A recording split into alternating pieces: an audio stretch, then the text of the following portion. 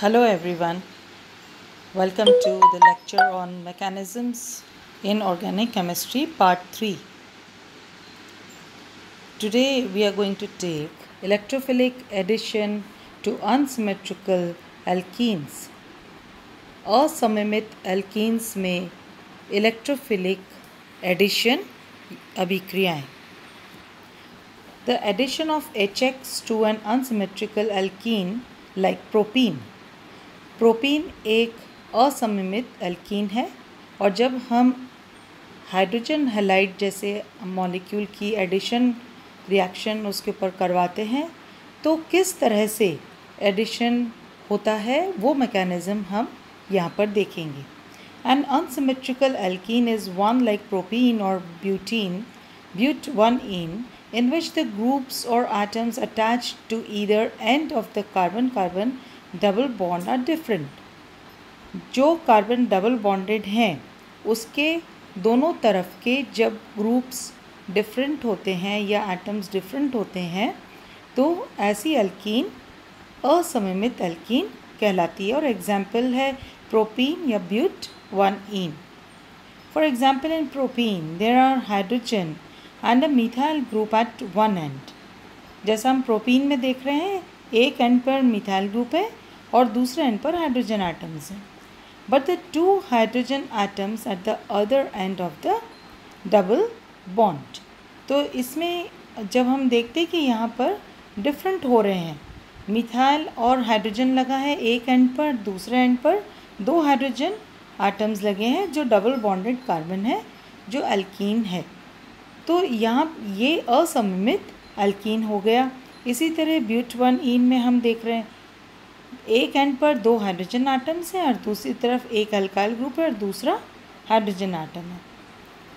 With these unsymmetrical alkenes it is possible to get two different products during some addition reactions. जब addition reactions होती हैं ऐसे असममित alkenes के ऊपर तब डिफरेंट टाइप ऑफ प्रोडक्ट्स मिलते हैं, दो डिफरेंट टाइप ऑफ प्रोडक्ट्स मिलते हैं.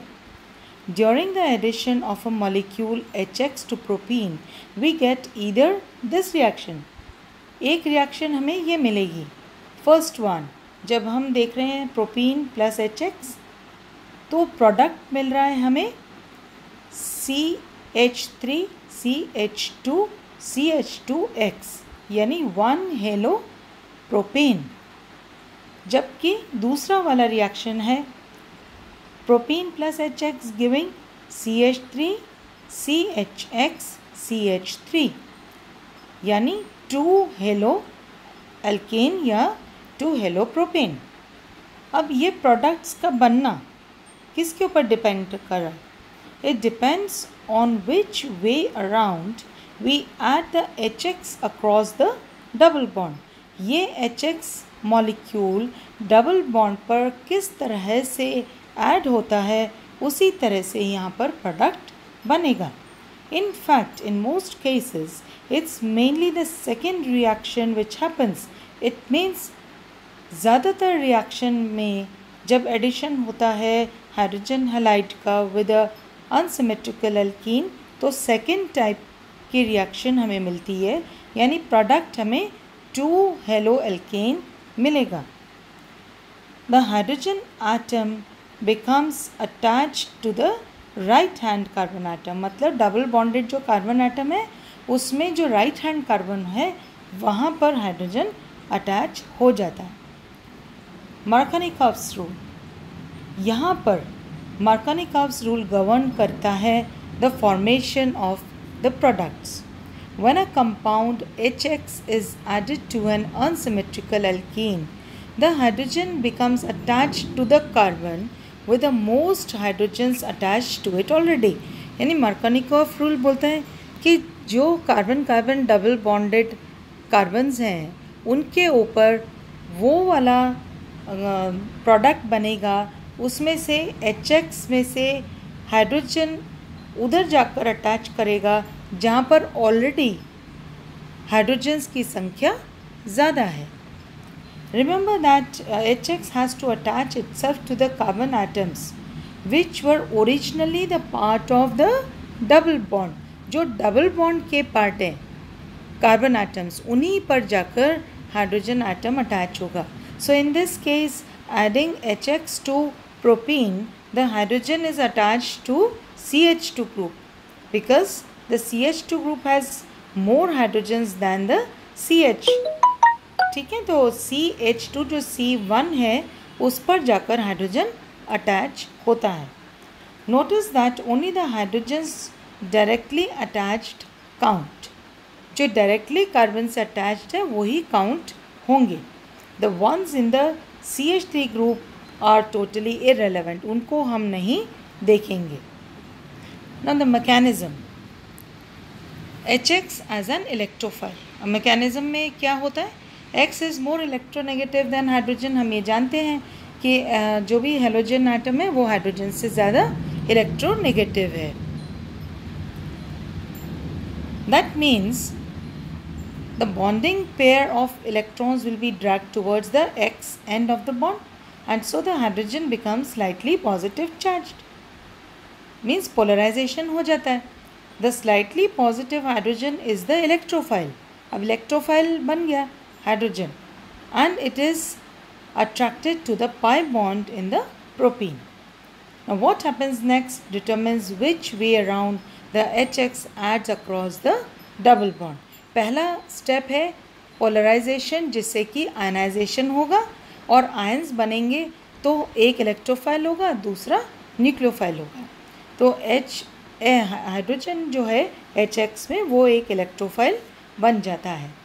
The two possible mechanisms, in both possibilities the pi bond breaks and the electron pair swings down to form a bond with hydrogen atom. अब यहाँ पर possibility ये हुई कि पाई बॉन्ड टूटता है, जिससे कि वो इलेक्ट्रॉन पेयर हाइड्रोजन एटम की तरफ आएगा, वो हाइड्रोजन एटम जो कि इलेक्ट्रॉन डेफिशिएंट है. At the same time the electrons in the HX bond are repelled right down to the X to give an X negative ion. तो electrons इसमें से टूट जाएंगे और X में से X नेगेटिव आयन हमें मिलेगा. The difference lies in which way the electron pair in the pi bond swings. Swings means वो किस तरफ जाएगा. Swing का मतलब ये हुआ कि पाई बॉन्ड में से हम जानते हैं कि पाई बॉन्ड इजीली इलेक्ट्रॉन्स जो है डिस्प्लेस हो जाते हैं, तो वो डिस्प्लेसमेंट किस तरफ जाएगा, C1 की तरफ या C2 की तरफ. First possibility, the electron pair moves to form a bond between hydrogen and the left hand carbon. Left hand carbon means C2. तो ये इसमें से पाई बॉन्ड में से इलेक्ट्रॉन ने स्विंग किया टुवर्ड्स हाइड्रोजन, और जो कि एक इलेक्ट्रोफाइल है, और HX के इलेक्ट्रॉन्स X की तरफ आए हैं और उसने X आयन को बनाया है. तो यहाँ पर हम देखते हैं कि जब पाई इलेक्ट्रॉन्स माइग्रेट होकर या डिस्प्लेस होकर हाइड्रोजन की तरफ आए, तो C1 जो कि CH2 था वो एक पॉजिटिव आयन बन गया. अब C पॉजिटिव हो गया और X हमारे पास नेगेटिव है, तो इसके बीच में बॉन्डिंग होती है और एक कोवेलेंट बॉन्ड बनता है between carbon and X minus.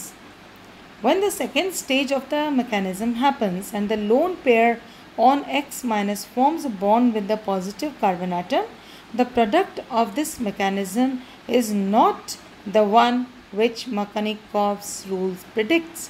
अब क्या यहाँ पर Markovnich's रूल फॉलो किया गया? जहाँ पर हाइड्रोजन पहले से अधिक है, क्या हाइड्रोजन उस कार्बन एटम पर गया? नहीं. तो ये वाला जो पॉसिबिलिटी था या मैकेनिज़्म था वो Markovnich's रूल को फॉलो नहीं किया है. Second possibility, the electron pair moves to form a bond between the hydrogen and the right hand carbon, यानी C1 and hydrogen atom. This time the overall mechanism leads to the correct product. जो Markovnich's rule ने बोला है, जो define किया है, वो ही product बनता है. तो इधर हम देखते हैं कि पाई इलेक्ट्रॉन्स माइग्रेट किए हैं towards H plus X minus का फॉर्मेशन हुआ.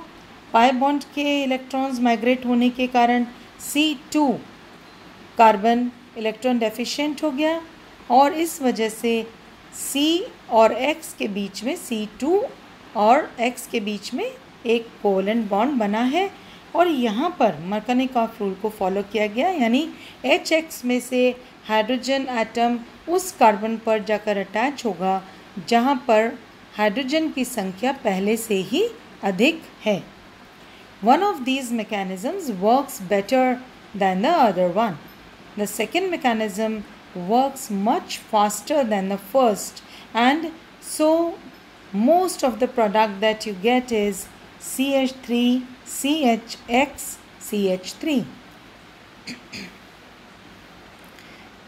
There will be small amounts of CH3, CH2, CH2X despite what Markovnikov says. एक माइनर क्वांटिटी में बहुत कम यील्ड में दूसरा प्रोडक्ट जो फर्स्ट पॉसिबिलिटी से बन रहा था वो भी बनेगा, वो माइनर होगा, but the major product will be the Markovnikov's rule को जो फॉलो करने के बाद ये सेकेंड पॉसिबिलिटी से बना है, यानी 2 halo alkane. The difference between the 2 mechanism lies in the intermediates. अब देखिए डिफरेंस क्यों है, दोनों में इंटरमीडिएट बना है carbocation. In the mechanism that works best, जो सबसे इजी होगा और बेस्ट होगा, we get a secondary carbocation formed as one of the intermediate ions. क्योंकि हमने सेकेंड पॉसिबिलिटी को बेस्ट माना है, यहाँ पर हमने देखा कि एक सेकेंडरी कार्बोकैटायन बना है. In the slow mechanism which produces hardly any product, we get a primary carbocation formed instead. तो जो स्लो रिएक्शन था और उसके अंदर प्राइमरी कार्बोकैटायन बना, वो वाला जो प्रोडक्ट है वो फेवरेबल नहीं है. It is much easier to form the secondary carbocation because it is more energetically stable. ये हमने हमारे लास्ट लेक्चर में देखा था कि किस तरह से एनर्जी प्रोफाइल डायग्राम में इंटरमीडिएट्स की स्टेबिलिटी को देखा जाता है. The activation energy for the reaction will be less and so most of the reaction happens via that mechanism. So 2 type के कार्बोकैटायंस बने हैं.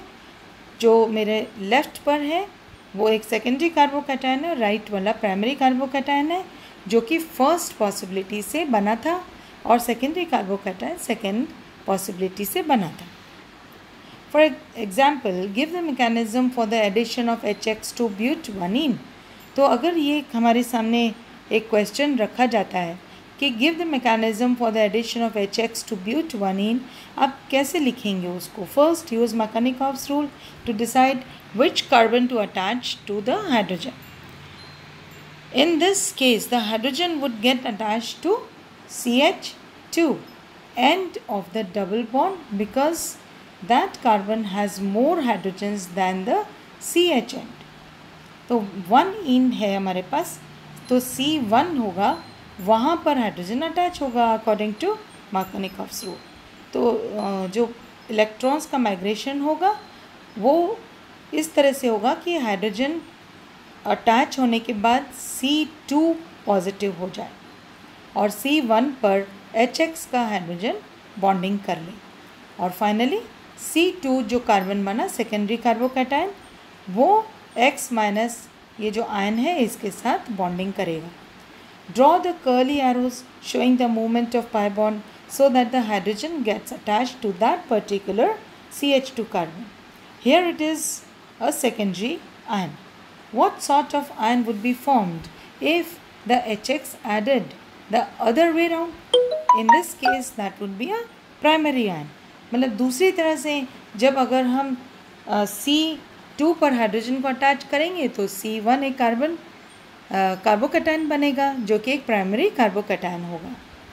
The secondary carbocation formed in this reaction is more energetically stable than the primary one, which would be formed if the addition was the other way round, and so less activation energy is needed. तो इस reaction को complete करने के लिए क्योंकि activation energy भी कम चाहिए और दूसरा कि सेकेंडरी कार्बोकैटायन ज़्यादा स्टेबल है in comparison to primary carbocation, तो ये वाला रिएक्शन फेवरेबल होगा। तो जब भी एक अनसिमेट्रिकल अल्कीन के ऊपर HX टाइप के एडिशन होते हैं तो मार्कानिकॉव्स रूल को फॉलो किया जाता है और उसके अकॉर्डिंगली ही प्रोडक्ट बनता है। Thank you.